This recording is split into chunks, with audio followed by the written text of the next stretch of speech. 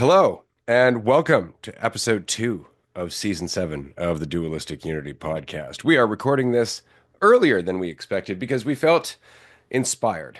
We've been having a lot of conversations lately, and we wanted to bring some of those conversations to light here on an episode because it's really important, I think, to remember that no matter how much you do your best, no matter how badly you want to do the right thing and how badly you want to escape your suffering and all of that, that you are still going to go through lessons where you get caught up in yourself. I mean, half of what I just said is, in fact, getting caught up in yourself, trying to do the right thing, trying to find the right path, trying to know all the insights.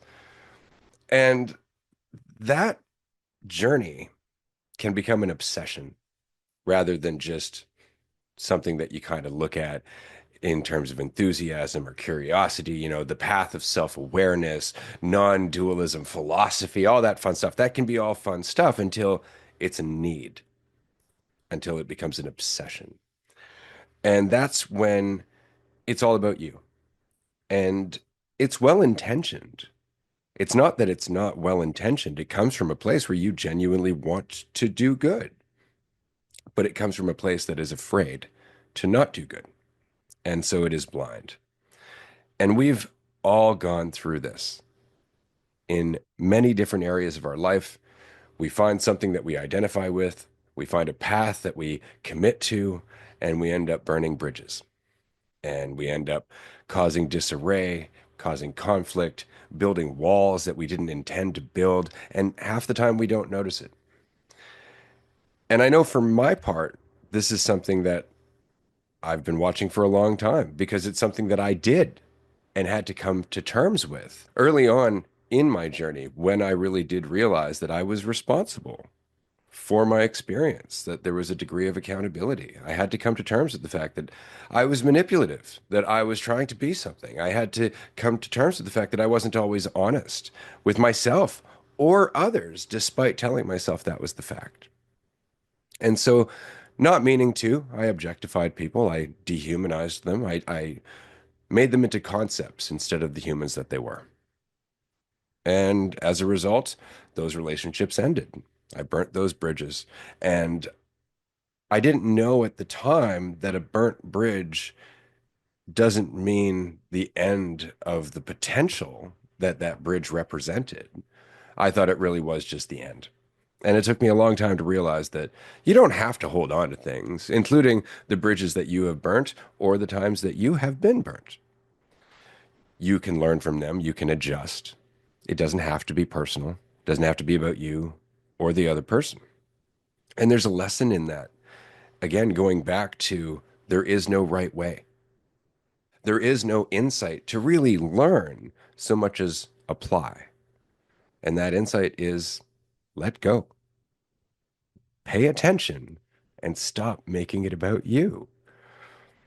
And so we're going to get into this in this episode because, frankly, we've seen it throughout the 6 seasons of the Dualistic Unity podcast with community members. I know there's been a number of things that have happened. We've talked about them briefly where people have conceptualized one of the hosts or all of the hosts on this show and turned them into something other than the human being that they are. And as a result, the relationship with that person stagnated, stopped, or straight up turned into chaos. Half of the people that at one point were a part of the community and firmly invested in the conversation as a whole and have actually been on the podcast no longer talk to us. And is that because they're upset with the humans that we are? No.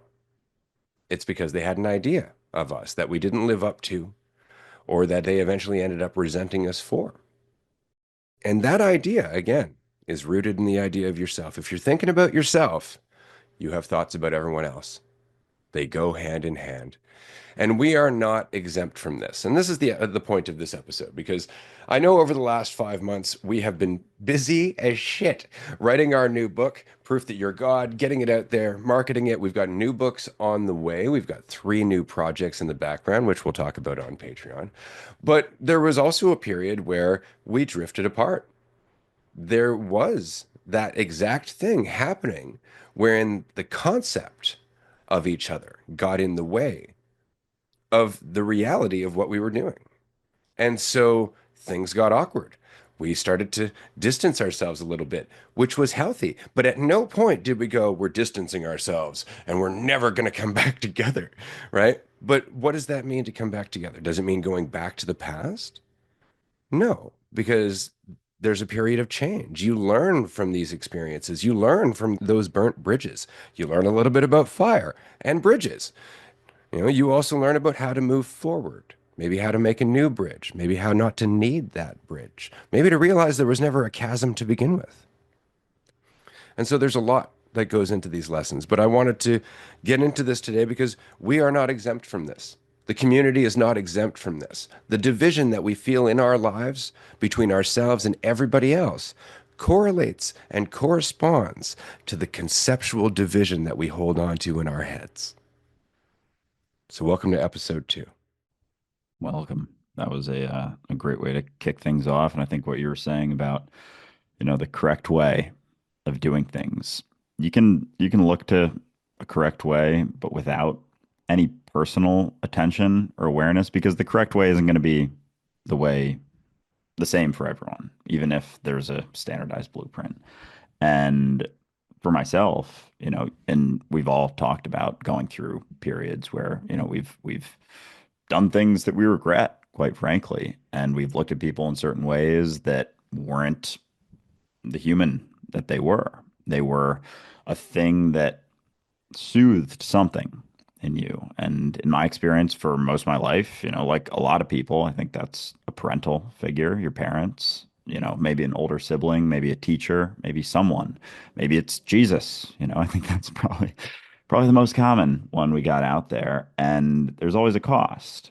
And I've been on the side of looking up to people, and I've been on the side where I wanted to be looked up to. I think my social media journey was I enjoyed it. There's a good feeling that comes with that. And so as Ray mentioned, the last few months, I mean, the last few months, the last year, at least for myself, a year ago, I got kind of caught up on when it wasn't so much about me feeling good. I thought there had to be some right thing, some right path, but it was personal. It wasn't, necessarily making the world a better place. It was like I had to change so much in order to make the world a better place. And it was this very extremely personal journey. And I think the interesting part is a lot of the things that I assumed that I had to go through, it wasn't that they wouldn't have happened. Like, you know, people I looked up to, say parents, for example, like not spending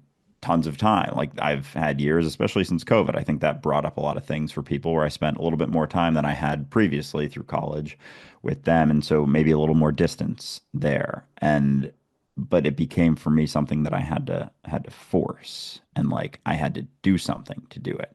And so as I started to see that that isn't the guiding light so much, I don't think it's any surprise to anyone that I looked up to Ray for for a while, and for a lot of this journey that we've had here. I was, fresh to realizing that the way that I thought about myself wasn't the truth. And I looked to him in uncertainty as someone who knew something, someone who knew the right way to do things. And it became something that I kind of thought I had to be Ray in a lot of ways. And I think that can be not super uncommon. And there's a lot of people who will look at that and appreciate that. They want to be looked up to. Oh, you want to be like me? That's what you see on social media. A lot of the alpha male stuff is like, yeah, just be like me. And that's where they get their stuff from. But there is absolutely a cost, because I wasn't seeing Ray as a full person, and I don't think I'm alone in that in the community for sure. And it became toxic, became something that became more of a need, another attachment. Whereas maybe I looked to my parents when I was younger for the right thing to do. I started looking away. And it's not to say that, you start interacting with someone like I took up Wing Chun when I was in New York. Like that was something that was interesting to me and I got into it. Did Ray maybe suggest it? Sure. But there's there's sides of it where if you look to someone or someone recommends something and you don't take responsibility that no matter what you do, like it's your choice. It's your choice. No matter if someone suggests it, no matter if, you're looking up to someone, it's your choice. No one's forcing you to do anything ever. And if you don't recognize that every single decision you make, and I think a lot of people deal with this with their parents, like, their parents really want them to go to a certain college. And they're like, if you don't go to this college, we won't pay your tuition. Like you still have a choice. They're not forcing you. You can not go to college. You can go somewhere else. Is there going to be a lot of conflict in that situation? Yeah, likely, but they still, because that's the thing is no one knows what's best for you. Like that has to be on you. And I get it when things, especially when things are uncertain, maybe you're in a new environment, it there's such a strong pull when things are feeling uncertain to be certain of fucking anything.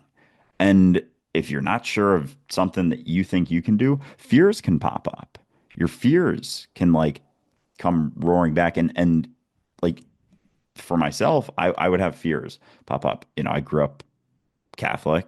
Being gay was like this thing that you shouldn't do. And I had friends who would like they would always poke fun at people like that. And I've seen people, in our community too, people I'm close to who are feeling this sort of pull to uncertainty that will just like say, I'm gay now. Is because it's just something to be sure of when it's another way to label yourself. And so for myself, that was something I got caught up on. I was like, am I? I don't know. I don't know. And I couldn't even because it was like a fear that was popping up, but it's like my actions weren't really showing me that, but it was something, another thing to be sure of. So I think that's something to be careful of when you are feeling uncertain is that as much as desires maybe popped up, fears can pop up as well. And it's important to sure if you want to, you know, look to someone, I guess, like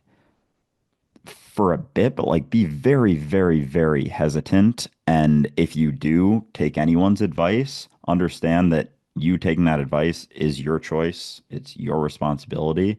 And that I think will at least help to maintain an equilibrium. But if you continue to deny that, you can spiral. You can spiral pretty good. And we've seen it in the community and I've absolutely seen it in myself because coming from looking to someone and being very uncertain all of a sudden and wanting to do the right thing no matter what that is it the right thing and being aware and attentive are not the same thing because the right thing isn't going to be something that you can look to on a on the Ten Commandments or a document without awareness it means nothing.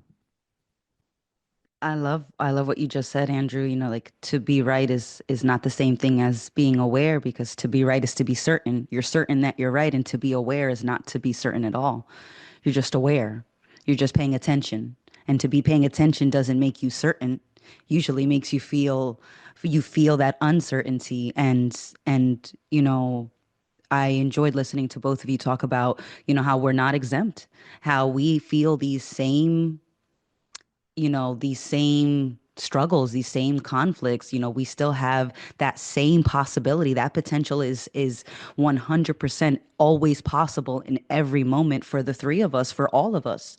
And that doesn't go away and it doesn't need to. It is just something that is there and something that doesn't have to be, you don't have to choose to zoom in on that, and I know we were chatting about this a little bit off, the other day, and I had said to you, Andrew, I was like, "Oh, I've done this. I just didn't do this to you." I just didn't do this to Ray in this particular instance because I had put in quite a few reps before I encountered the two of you on the podcast. And I had did this to my best friends. I did this to my mom. I did this to my brother. I did this to my first boyfriend. I did this to the second one, I'm sure. And, it's just I was looking to people that I thought it made sense to look up to them, because I thought that that was a better bet because I wasn't sure what was best for me. So I thought maybe someone else from the outside view who's not so immersed in my shit could see a clear path, and maybe that seemed logical. It was like, but they could never, no one could ever come up with the best choice for you because they don't know the nuances of the experience of being you. And how could someone with a fraction of information give you the best choice?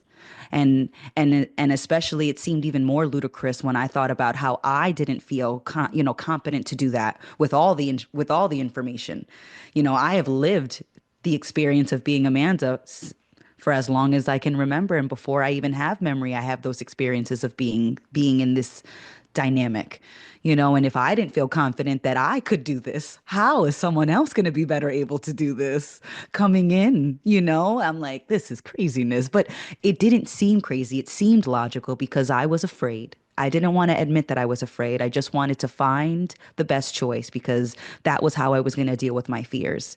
And it feels like it wasn't happening so much that I was looking up to you or looking up to Ray because I I just had a few instances where, there was no one else to pick up the pieces of my lack of responsibility, my lack of attention. I have had to come out of academic probation in college. I've had to learn about, approving medical procedures for a family member.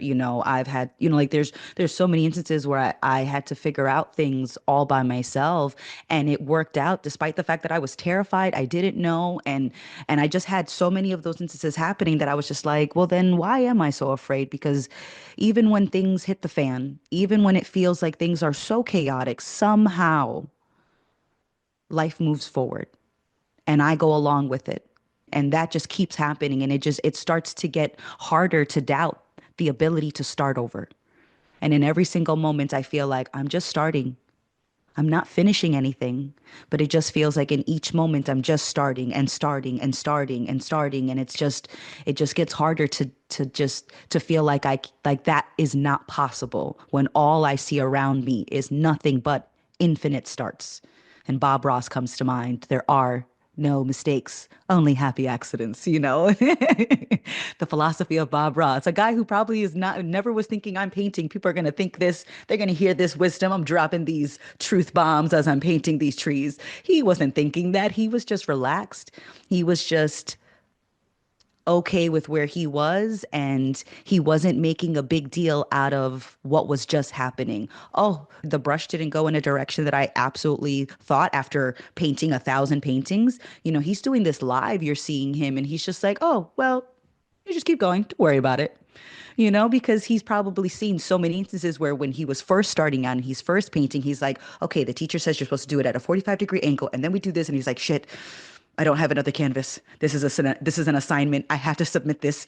We got to make this work. There's no new canvas. There's no new paint. You've got to submit this canvas for your art degree. Like there is no scrapping it. You're making do. You're moving forward with what is. And I think he's had so many of those instances that he was just like, well, is it that it has to be at a 45-degree angle, or can we make 46 work?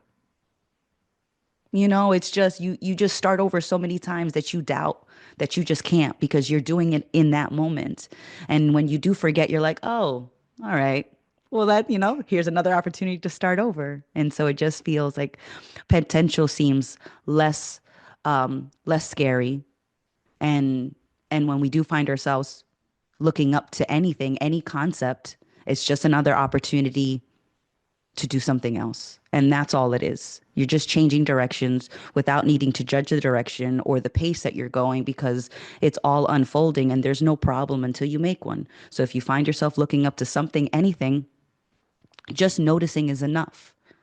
You are going to get caught in this shit over and over and over again. And I think it's really just important to recognize that something Andrew said earlier on is something that we've been saying throughout the podcast, and it doesn't really hit until you're going through it. But the more uncertain you feel, the more you have a tendency to grab for something that makes you feel certain. And it's because we're leaving behind a path of false certainty that we were very much invested in.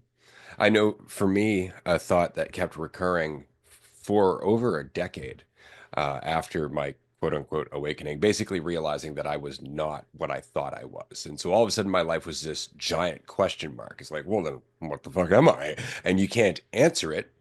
So you're just left in this uncertainty. And so everything in my world just turned upside down. This is when I ended up going to the rainforest a couple years after this. Like that's how much my life was just in uncertainty, but I could not shake the idea that maybe I was crazy. I couldn't stop asking myself, have I lost my mind? Right. And so that in itself became almost a self-fulfilling prophecy where I was driving myself crazy until finally I questioned the entire concept of crazy. So I dove deeper into the uncertainty. I looked at the false certainty of the concept, crazy versus sane, and I went, that's not really a thing. So I went farther into uncertainty. I kept diving because it's there that you realize you can keep doing that. That the temptation of that false certainty, the temptation of that thought can be let go. It's just continuing to do it. And it's not expecting it to happen overnight. Sometimes you're going to have a thought that just keeps coming into your head, like I'm a failure, I'm a failure, I'm a failure, I'm a failure. But it's in over and over going, I don't know that. What is a failure? What does failure even mean? That you find that you can continue going. You don't feel any better, but you don't get in your own way. And I think that's honestly the best that we can do. And I think that's what we're talking about here. Sometimes you're going to get so caught up in things that you're just going to have to start over. Sometimes there's going to be relationships that you just can't mend, fix, or even readdress. Like that is just part of the lesson. It's like, oh, I wasn't paying attention. And so this person, for their own self-preservation, in a way that I would do myself, has distanced themselves. And the only reason that that hurts so much is because it's not what I would like to happen. It doesn't reconcile against how I'd like to look at myself or how I would like things to transpire, how I think things should have gone. And that there is a lot of where the lesson of our suffering can point. How much of the story are we really still superimposing between us and reality? Like when Andrew and Amanda and I started drifting a little farther apart, there was a part of me who was like, oh, this fucking blows. This sucks, and I was going through like, is there something I could have done to avoid this and blah, blah, blah. And then you realize, well, the only reason I'm having a problem with this is because this isn't the way that I think it should be happening. This doesn't reconcile against what my ideal is. But what we've been saying over and over is we don't know the ideal is the best thing. We don't know the way that we think it should go is the way that it should go because we're always making that assumption based on what we've been through and what we think we know. But the fact is that experiences like this deepen your understanding of yourself. Experiences where you burn a few bridges remind you that you are responsible for the lighter that you're holding. And that makes it easier for you to empathize with everybody else who is still burning themselves with theirs. It's not that these experiences don't suck, but it's the sucking that informs us if we choose to learn from it. Or we double down, we make it part of the story, we delve into regret and guilt and blaming ourselves and vilifying ourselves, and we just keep getting farther and farther into this bubble where we're pushing other people away, making more conflict. And no matter how many times people are like, it's okay, or, we can get through this, you just can't see it because it's all about you doing the wrong thing. It's all about you not being worthwhile. It's all about you not having enough value, not being lovable, making too many mistakes. And that's the problem. It's not that those bridges are even important. There's no gap. It's just the story of you that makes it seem like there is one. So maybe people don't talk to you as often because you did something that pushed them away. Now you are where you are. What's in front of you? Are you going to destroy what comes next by holding on to what has passed? Or are you going to learn from what has passed and let it inform what comes next? And that's how things change. That's why I wanted to come back to this episode and this conversation because it's been a number of months. Like, we haven't been doing much in the way of social media. Andrew went and visited his family down in the States. I've been doing the dad thing, more or less just nesting in the house that I moved into in mid-December. Amanda has also been settling into her own life now that she's here on the island. We've got the karaoke business that's been happening in the background, which we're all interested in and involved with. But we haven't been going out and doing restaurant reviews, and we haven't been hanging out all the time or watching movies together and all that stuff. And there was a feeling in the community, and even a few people asked, like, is everything okay? Yeah, everything's fine. Everything's just fine. This is life. And we wanted to talk about this because you may be going through this. In fact, you probably are in one way or another, whether it's with, a loved one, a friend, neighbor down the street, coworker, people that you know from church, whatever it is. It's easy to form a concept of other people because, again, it happens as soon as you have a concept of yourself. You're not going to get out of this, but it's in questioning it that you find yourself better able to relate to people and empathize with people. And it's harder to put them up on a pedestal or put them below your pedestal when you aren't so tempted to jump on those assumptions. You can continue on and practice awareness. And in that awareness, there is connection. But it's not in suddenly backpedaling like a motherfucker and trying to get back to where you were, back to who you used to be when things were good, that you'll ever find that connection that you once experienced because the connection never disappeared. It was always there, not in the way you think or in the way that you want. But as soon as you drop what you think and what you want, you will start to see it clearly. Yeah, and I think yeah, the regret can go both ways as well. And because so now I look back at, the past year or so, and I have a fuckload of regrets. I'm not gonna lie. There's a lot there where I'm like, I can't even remember all of them. Before, I honestly didn't have necessarily a ton. And and yet during the last year, I looked back at myself the previous couple years when, admittedly, and I've mentioned this before, I had a gigantic ego. It was so much so that I saw people, and I think this can come up, and I've seen it come up in the community before, where it's like people who get it and people who don't. People who see that they're not what they think, people who see that everything's connected, and people who don't. And so I saw very few people as, getting it, whatever, you guys and some other community members we interacted with a lot.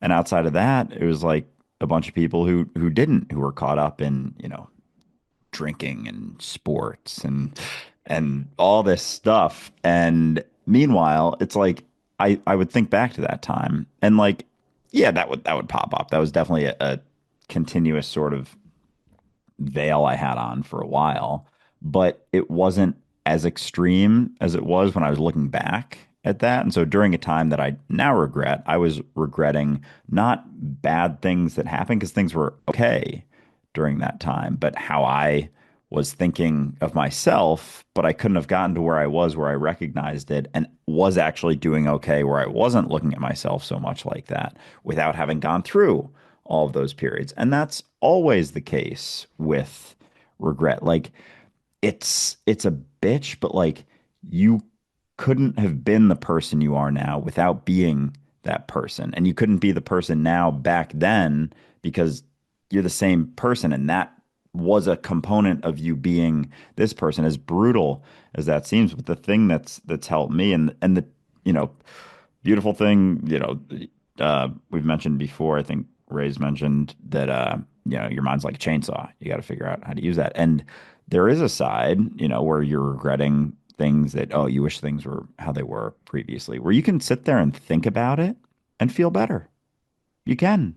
Absolutely. Does it do fuck all for your life? Absolutely not. But you will get hits. I don't know what gets released, if it's dopamine, serotonin, whatever it is, but like you feel, and I've done that for sure. And I've looked at, in my life right now, what I can't do versus what I can do. Things are different now. I wish I'd handled things differently. I wish I'd, seen you guys differently, not seen you as the way that I did, and as fucked up as it is, it's like it is what it is also. And so the shift for me, because I spent the last few months a lot of time wallowing, regretting, thinking about all the things. Oh, I wish I, could still do this, was still doing this. And the shift has been, okay, there's more things I don't do as much, can't do interactions as much, whatever it may be, but there's still things I can do. And you can, I got really caught up in just focusing on the can't. But there is, you know, infinitely more things that you can do, because usually the things that you can't or don't do as much is limited. So that shift to well, I can still do things has helped a lot, admittedly. And you got to kind of just swallow the fact that things are different. Things have changed. That doesn't feel good. It's not something where you're like, you just think about it and feel better. It's not going to feel good, but it doesn't have to be where you live. You don't have to focus on that wholeheartedly, because everyone's got regrets. Everyone's got things that they wish hadn't happened, things that they wish had happened differently. But just because, as you mentioned, like bridges have burned, doesn't mean that, there's, construction workers and builders out there. Like, the bridge is never going to look the same, but there can still be, you can still construct it, but you have to admit to yourself where you are, that bridge is gone. It doesn't mean that it's just decimated forever. How many bridge collapses has there been? And then, they rebuild it. It's not the same one, but it is a shift, but it requires you to stop looking at what you can't do anymore. Stop imagining the previous bridge and how it looked, for you to start realizing, oh, there's shit around here that is newer, different. I'm a lot more informed, and admittedly, I am as a person. Like, looking back, and I still, I'll look back and be like, fuck, man, I was a child. I still am in a lot of ways, and that's been something that's hit me, is there is no adult child thing. That doesn't exist. There are levels, layers to maturity, and it comes down to responsibility, and how you think about yourself, how you think about other people, because the judgments are reflective. You got judgments about yourself. And you don't want to admit it. You're insecure in yourself. You're gonna spout that out, not even realizing that all the judgments you have are just judgments of yourself. And so, yeah, in order to move forward, the regret, it won't feel good. It's going to be a sour, bitter taste, but things change, and focusing on the opportunity and the potential with what you do have, with a lot more information now, is what allows you to carry forward in your life. And the alternative is stagnation and wallowing, which doesn't help anything or anyone. No, it's regret is just another opportunity to pay attention to what's happening or to zoom in on the conceptual bridge that you'll never cross, right? Where are my feet right now? Where am I right now? That was a lot of the times how I would like bring myself out of there and just look, just where am I? Where am I right now? Like, what can I do right now? As much as I have regrets about certain experiences, and I cannot change the past, and I can't undo those choices. And so it's like I can only think about them for so long before it's just a punishment. And that's just another distraction because I lack the faith to pay attention to where I'm at right now and to make do with what is.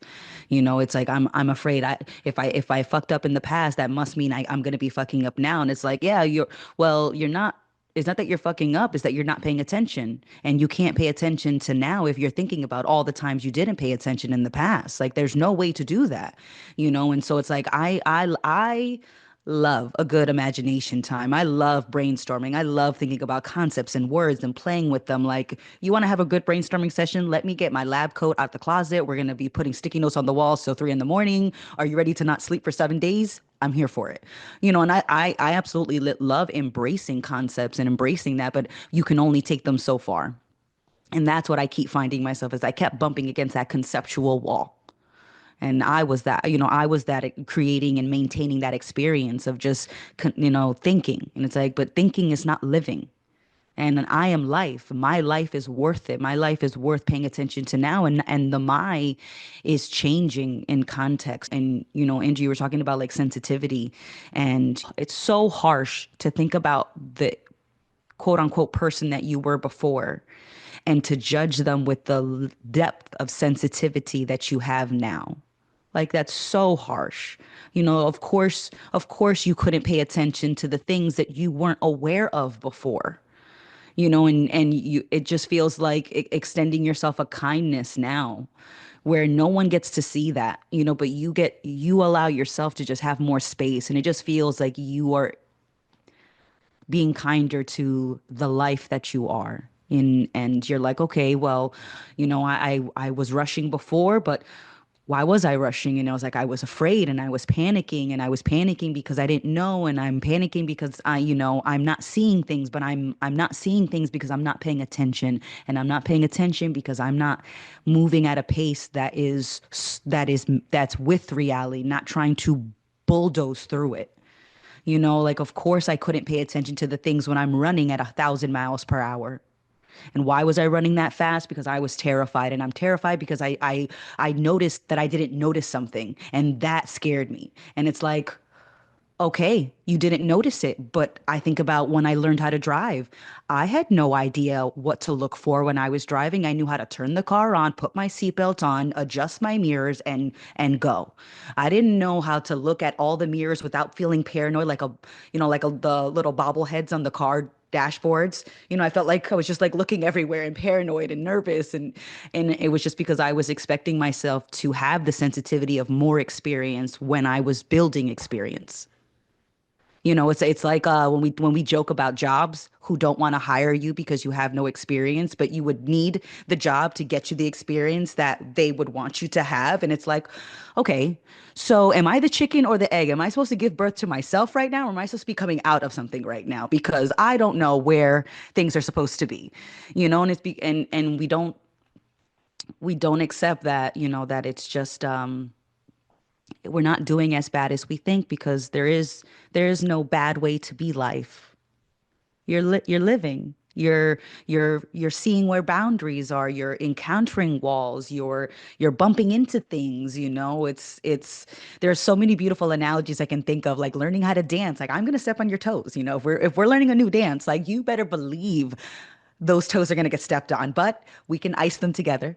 I can admit, you know what, maybe I'm slow down. I got a little excited. I was a little panicked. I forgot the choreography and I didn't know. And I just was like, I'm going to rush. It's like, no, no, it's okay to step on toes. It's how we're developing that sensitivity through the experience, and not having it is not a problem. So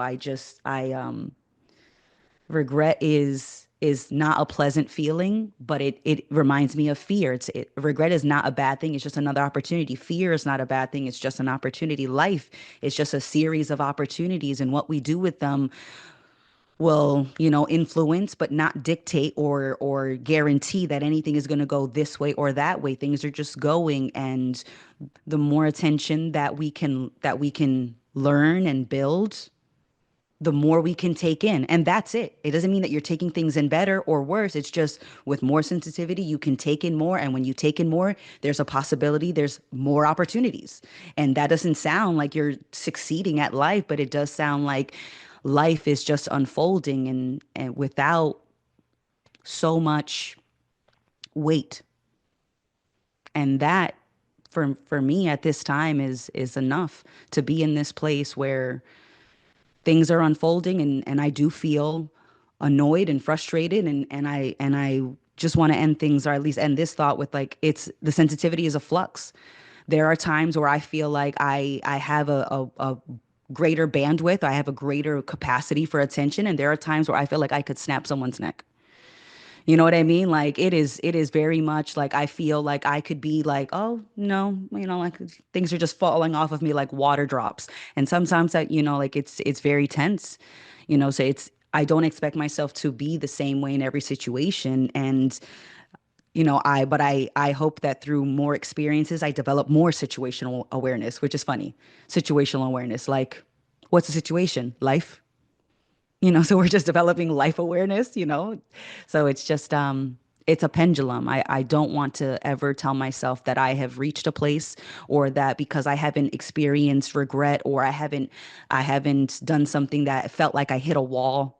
Like just because I haven't felt that way in a little bit doesn't mean that I can't, and I will, and I expect to, but I just don't expect that I'll stay there. Just like I don't feel like I will expect to stay in a place where I'm not in a feeling of crashing headfirst into a wall. They're both gonna come, and they're both gonna be there, and then they're not. So it's just being here is enough. Yeah, it's a common thing to forget that what we often regret are moments where we could have paid more attention, but our attention was cut off by our need to soothe the fear by jumping onto an assumption. And so we look back in regret at those moments where we know we could have acted differently had we just not reacted so quickly or given into that fear that possibly wasn't actually founded on anything. Just spent a little bit more time to weigh things and put a little bit more attention into it. And so it kind of sucks that when we are, in fact, experiencing regret, we're doing it again. We're missing attention on this moment because we're afraid of not doing the right thing. And so we're looking in the back at what we think we've done wrong in regret to try to inform what we're going to do next, when in fact the lesson was always just pay attention. And so remember that. You know, it's really important to remember, I think, because admittedly, when we're honest about it, a lot of bridges that we burn aren't fixable. People just exit our lives. They go, that's enough of that. And they don't want to give you that other chance. They don't want to listen to whatever growth you may be going through, or whatever insight you've had, or whatever honesty you found in yourself. That might just not be something that you can build again. That might not be an opportunity anymore. And you have to accept that. And I've experienced a lot of that in my life. I think everybody has. And that's one of the reasons that I find it so important to remember that when you are willing to look at that bitter pill, when you are willing to look at that regret, take it in, learn from it, and apply it to paying attention to now, to letting go of the story now, in knowing that the story is what distracted you before. That takes a lot of strength. And while some people may never see it, the people you've hurt may never see it. Sometimes they do. And it's not through going and apologizing. It's not through trying to make up for it or go back to the past with them, but through the honest acceptance that you can't, that they actually find their respect for you again. Right. And that is why it's so important to give yourself a little bit of fucking credit. Everyone. Because whether you can build those bridges again or not, the fact is you're still here. You're still moving forward. You're still doing the best that you can. And for us, as hosts of the Dualistic Unity podcast and friends and people who have been on this journey for a long time, we've done great going through all this, because while we all had this experience, the experience is informing us. At no point have we said, and that's the end, because life continues on. And it's through being willing to be accountable for our own feelings and our own thoughts, and being willing to sit through it while sensitivity once again finds us. Because, of course, as Amanda said, you're going to oscillate. You're going to go back and forth between the story and your opinion. And then remembering that paying attention brings an entirely different result than the storytelling in your head. And you don't get to know that result. You just have to exercise a little faith. And so I am happy that we are where we are. I'm happy that things have transpired the way they did, because admittedly, it helped inform the book. It's helping inform season 7. It's changing a lot of what we're doing in our future projects as well.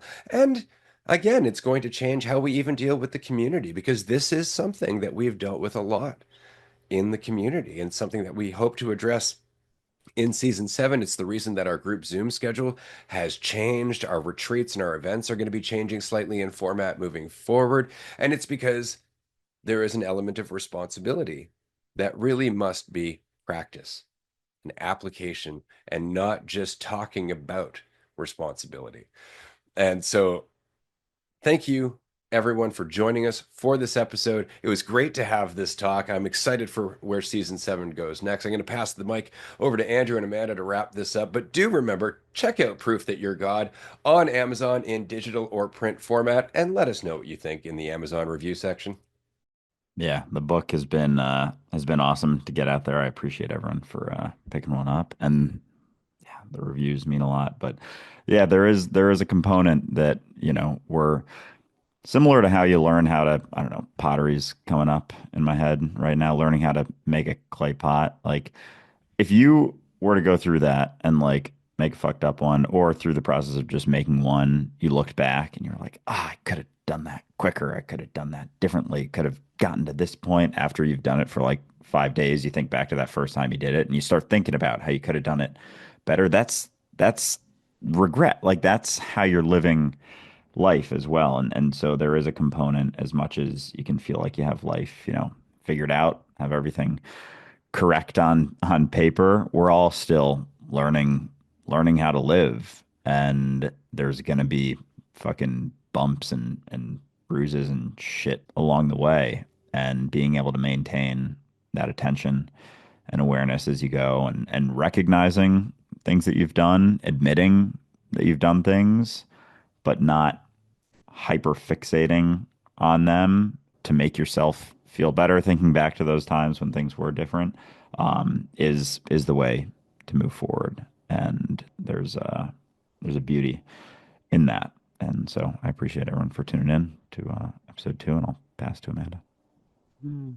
That's right. Learning is not linear, just like life. And it is unpredictable and full of potential and exciting and annoying and just fulfilling and wonderful. And it is everything. And that is existence. And it is magnificent chaos. And on that note, thanks for joining us, everyone. And we look forward to chatting with you all soon.